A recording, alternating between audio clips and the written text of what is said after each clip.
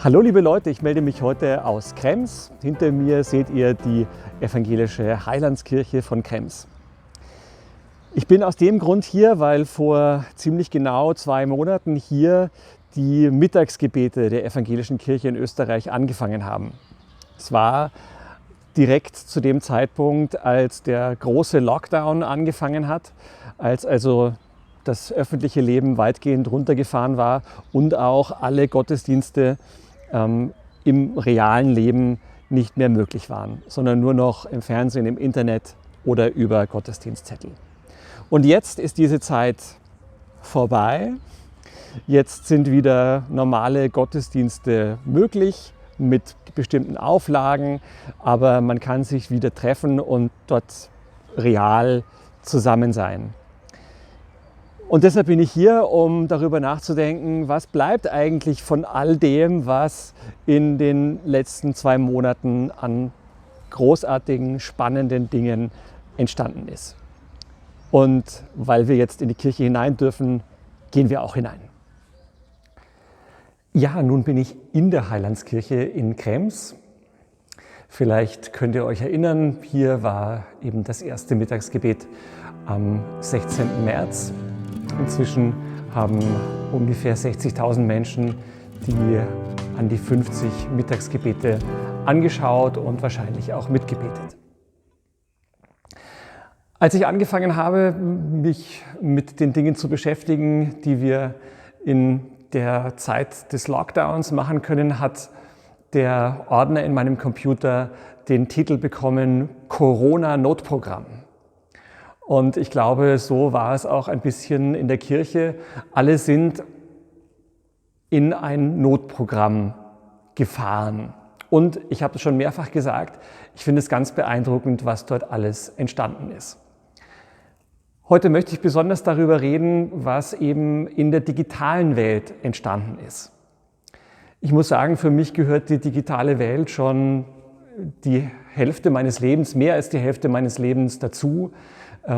Ich nutze das Internet für allerlei Dinge und auch mein Berufs- und Glaubensleben wäre ohne das Internet nicht so verlaufen, wie es jetzt verlaufen ist, weil ich einen ganz wichtigen Menschen, Andreas Ebert, in einem Chat kennengelernt habe im November 1999. Und er war Pfarrer in München und ein wichtiger Mentor. Deshalb war es für mich schon immer klar, dass Kirche und das Internet natürlich auch etwas miteinander zu tun haben, so wie das Internet mit allen Bereichen des menschlichen Lebens etwas zu tun hat. Jetzt in dieser Zeit des Lockdown ist die sogenannte digitale Kirche erblüht. Und es gibt da 3 Player sozusagen. Zum einen die Performer, also Leute, die schon lange in der digitalen Kirche unterwegs sind, für die das dazugehört. Das sind vor allem junge Kolleginnen und Kollegen, die Digital Natives sind und natürlich auch auf Instagram und auf Facebook ein bisschen weniger, weil sie dafür schon noch zu jung sind oder schon zu jung sind, dann dort Dinge bringen. Dann gibt es neben den Performern die Pioniere. Das sind Leute, die vorher nicht wahnsinnig viel mit YouTube, Social Media oder sonst etwas zu tun hatten und auf einmal angefangen haben, jetzt Videoandachten zu machen. Facebook-Angebote, Zoom-Gottesdienste, WhatsApp-Gottesdienste. Und diese Leute haben dann teilweise gemerkt, das ist super, teilweise haben sie aber auch nach relativ kurzer Zeit gemerkt, das ist ganz schön viel Arbeit. Und manchen von denen ist deshalb ein bisschen die Luft ausgegangen, weil sie am Anfang zu viel sich vorgenommen hatten. Und zum Dritten die Gruppe der Entscheider, also diejenigen, die in unserer Kirche durch Mitgliedschaften in den verschiedenen Gremien entscheiden, wofür Geld ausgegeben wird, was gemacht werden soll und so weiter. Die mussten in dieser Zeit des Lockdowns nicht wahnsinnig viel machen, weil ja Pfarrerinnen und Pfarrer viele andere Aufgaben nicht wahrnehmen konnten und sich deshalb auf das besondere Notprogramm einstellen konnten. Jetzt ist das Notprogramm gewissermaßen vorbei, weil die Not nach und nach weniger wird. Zumindest die kirchliche.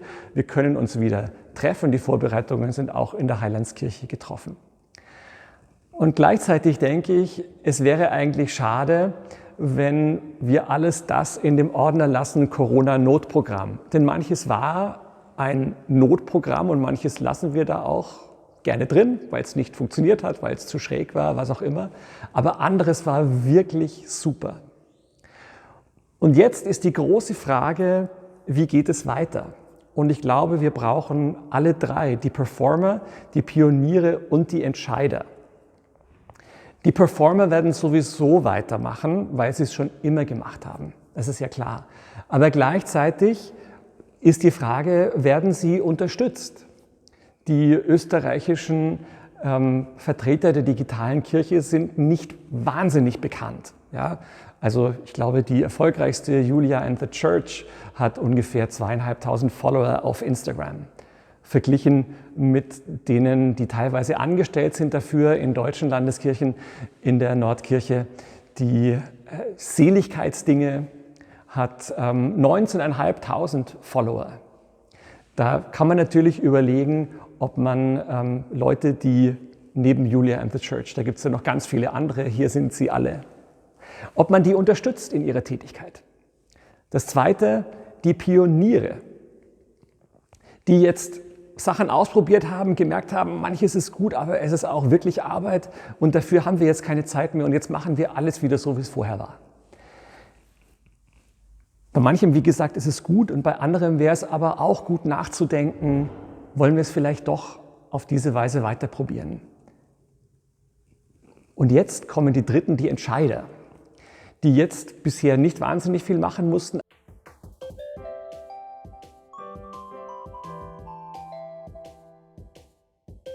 Aber jetzt in dieser neuen Zeit, die wieder beginnt, sich überlegen müssen, behalten wir etwas von dem?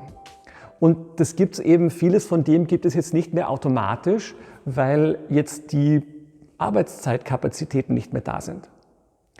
Und jetzt ist die Frage, wie gehen wir damit um? Was wollen wir behalten?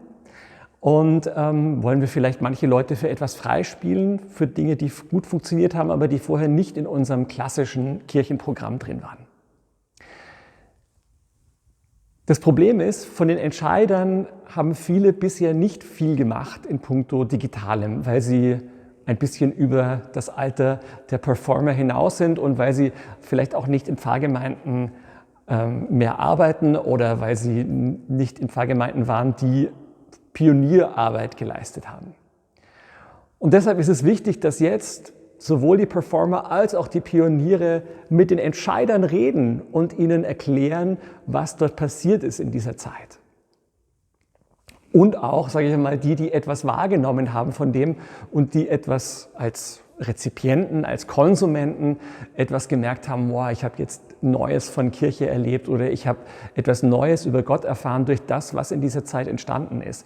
Bitte sagt es auch den Entscheidern. Oder ermutigt die Pioniere und die Performer, dass sie mit den Entscheidern reden. Oder teilt dieses hier, dass es mehr hören. Ich denke, wir haben gute Arbeit geleistet und es wäre sehr schade, wenn wir jetzt einfach, weil es bequemer ist und weil es nichts kostet, wieder in das zurückgehen, was vorher war. Denn Kirche kann natürlich auch in der digitalen Welt passieren. Es ist anders, als es im Persönlichen ist. Es ist anders, wenn man in einer so schönen Kirche sitzt oder zu Hause am Wohnzimmertisch. Ist ja klar. Aber vielleicht ist beides gut und beides erzählt Menschen etwas von Gott und von seiner Liebe und stiftet durchaus auch Gemeinschaft in der einen oder anderen Weise. Ja, also teilen, mit den Entscheidern reden, mit den anderen Pionieren und Performern reden, um zu schauen, wie kommen wir da weiter. Und ich glaube, wir haben die Chance, etwas Tolles zu entwickeln und etwas von dem Guten festzuhalten. Denn es ist nicht nur Corona-Notprogramm, sondern es ist echtes Programm zur Ehre Gottes und zum Wohl der Menschen, so wie es eben sein soll in der Kirche. Bis zum nächsten Mal. Alles Gute.